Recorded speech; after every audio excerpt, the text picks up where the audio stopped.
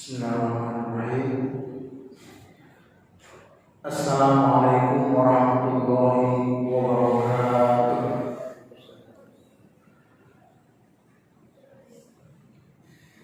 Alhamdulillah wa syukran bila nihayah.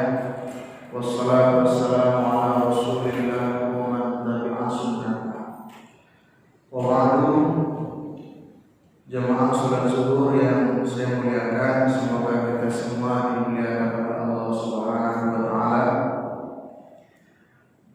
Bersyukur kita kepada Allah dengan mengucapkan hamdalah, alhamdulillah rabbil alamin, berselawat kepada Rasul junjungan mulia Nabi besar Muhammad sallallahu alaihi wasallam.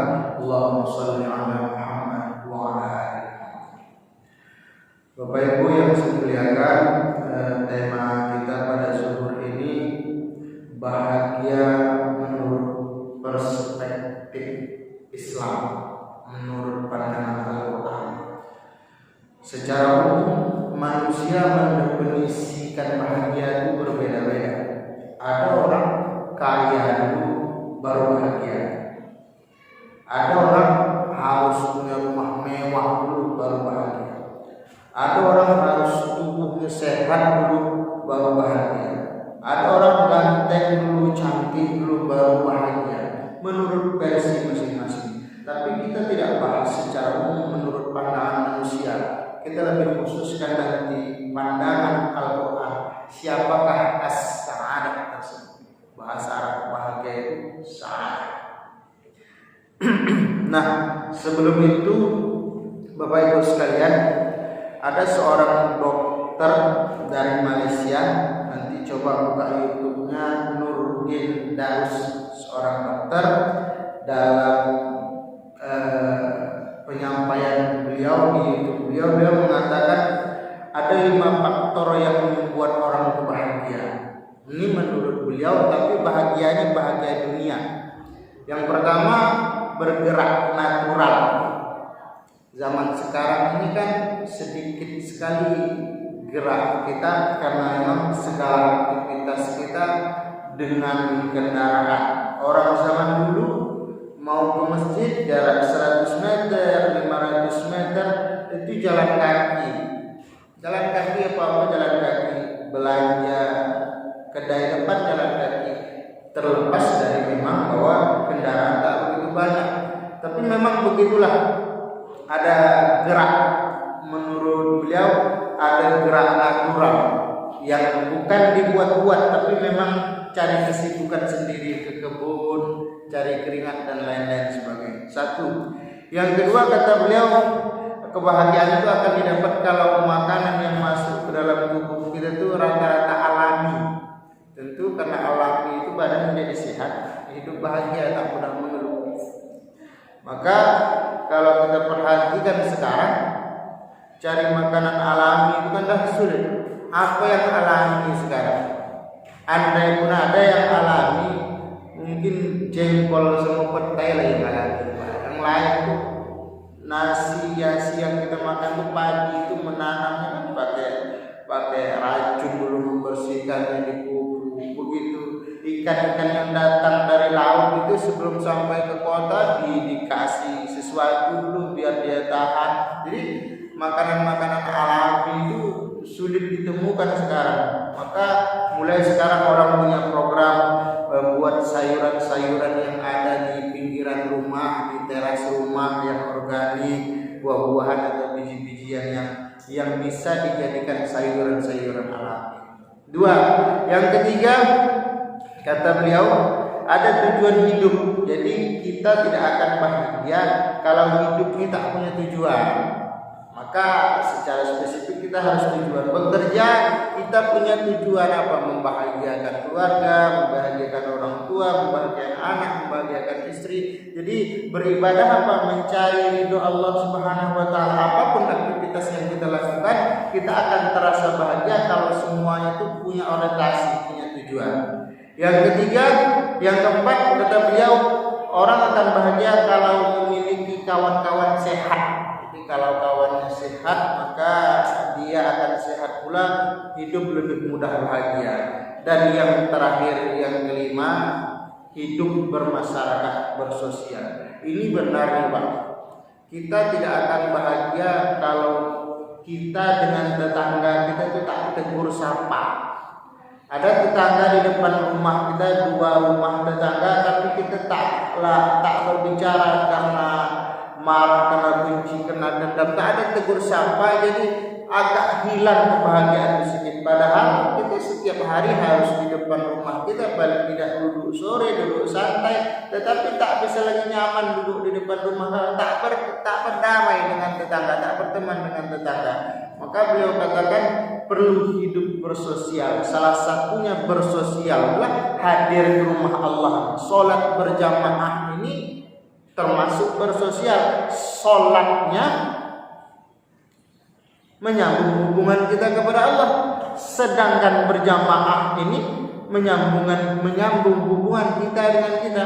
Jadi kalau kita yang terbiasa hadir ke masjid ini, hadir subuh, zuhur, asar, maghrib, isya, sekali saja tak datang, 2 kali tak datang, orang akan kehilangan. Mana si anu?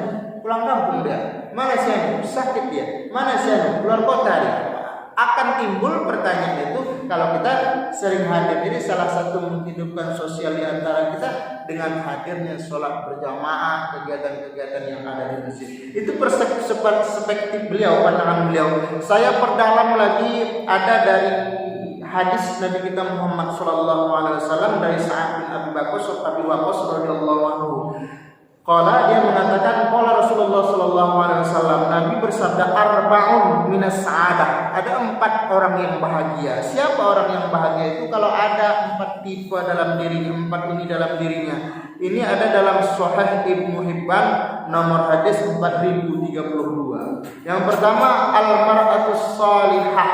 Mar'atus shalihah. Kalau dia berumah tangga, dia punya istri yang soleh. Mendapatkan istri yang soleh ini, kata Nabi, kal ghurabil aqsam, seperti mencari gagak yang putih, ya, sulit dicari, jarang dijumpai. Tapi Nabi katakan sebaik-baik perhiasan dunia ini adalah al mar'atus shalihah. Ad-dunya mata', dunia ini adalah perhiasan, wa khairu matariha al mar'atus shalihah, dan sebaik-baik perhiasan adalah istri yang soleh. Sering-sering kasih perhiasan Pak, insya Allah soleh. Gampang mendapatkan soleh. Ya serius tuh Pak. Bapak Ibu yang saya muliakan. Yang kedua, wal maskanul wasi, rumah yang pantas, rumah yang luas, yang memadai untuk kita dan keluarga kita, itu menyebabkan timbul bahagia. Yang ketiga, jalis saleh, tetangga yang baik. Ini kata Nabi, kita perlu. Tetangga ini penting Pak, bahkan saking pentingnya tetangga, Nabi katakan al-jar qoblat dar, tetangga dulu baru rumah. Jadi kalau kita nak beli rumah untuk kita, untuk anak, untuk menantu, maka cari perumahan keliling Pekanbaru nih. Pesan Nabi, tengok dulu kiri kanan, tetangga muka belakang, yang terdekat masjid jauh tidak, rumah ibadah jauh tidak. Al-jar qoblat dar, tengok tetangganya sepaham dengan kita tidak, bisa tidak diajak kerjasama, kira-kira dipandang dulu jauh ke depan. Karena kalau sudah bangun rumah, kalau sudah tegak rumah, membangun rumah ini kan tak semua orang gampang. Mungkin setengah orang mudah, tapi setengah yang lain cukup sulit, saat seumur hidup sulit menyelesaikan. Dan yang keempat, kata Nabi, wal mar kabusai, kendaraan yang pantas, yang memadai. Ini dalam satu hadis Sahih Ibnu Hibban. Ada lagi hadis rawahu Ad-Dailami dari Abdullah bin Hasan, bahagia itu didapati juga dengan 4 hal, kata Nabi kita Muhammad sallallahu alaihi wasallam.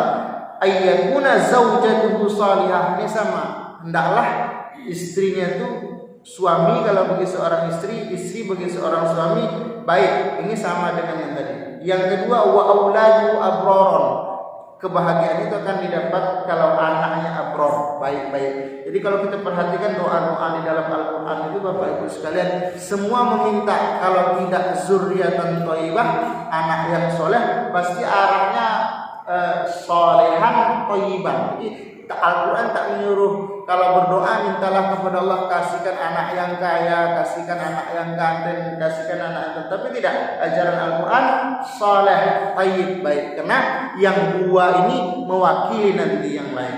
Kemudian kata Nabi kita Muhammad SAW, wa khulaqa'uhu shalihin, pergaulannya orang baik. Orang-orang akan bahagia kalau pergaulannya baik. Ini menyesuaikan yang di atas tadi.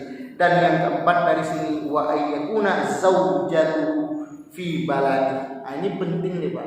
Hendaklah rezekinya dia dapati di mana dia tinggal. Jadi orang yang akan memperoleh kebahagiaan di mana dia tinggal, di situ dia dapat rezeki dan dia nikmati bersama istri dan anak-anaknya. Pergi pagi, pulang sore, pergi pagi, pulang sore. Ini orang bahagia. Ada orang seperti ini, ada orang yang tidak seperti ini. Ada dia orang Palembang tapi kerja di Pekanbaru. Dia orang Pekanbaru tapi harus kerja ke Jakarta.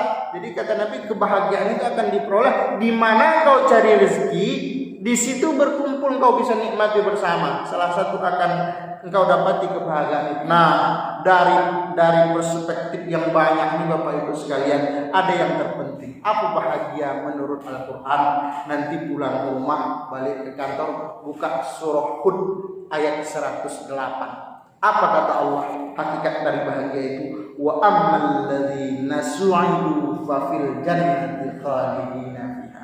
Adapun orang yang bahagia itu adalah orang-orang yang kelak akan masuk surga Allah dan mereka kekal di dalamnya. Ini dan yang paling luar biasanya, kata sa'ida di dalam Al-Quran itu cuma satu. Ya pada ayat ini, surah Hud ayat 108. Arti bahagia dalam Al-Quran kalimatnya cuma satu. Berarti bahagia itu akan kita peroleh menurut Allah kalau kelak kita taat kepada Allah hidup di dunia ini, perintah Allah kita kerjakan, lalu kita masuk ke dalam surga dan kekal di dalamnya, maka mereka lah orang-orang bahagia menurut Al-Quran. Saya tutup dengan ungkapan ahli hikmah. Benar mereka mengatakan, lastu awsa'adah jam amali walakinnat taqwa lahiyas sa'id. Kebahagiaan itu bukan terletak pada pengumpulan harta, bukan terletak pada harta yang banyak, tapi terletak pada ketakwaan seseorang. Semakin dia takwa kepada Allah, maka hidupnya akan semakin bahagia. Inilah intisari dari makna kebahagiaan menurut Al-Quran. Mudah-mudahan bermanfaat. Fa'tabiru ya ulil absar la'allakum tuflihun. Wassalamualaikum warahmatullahi wabarakatuh.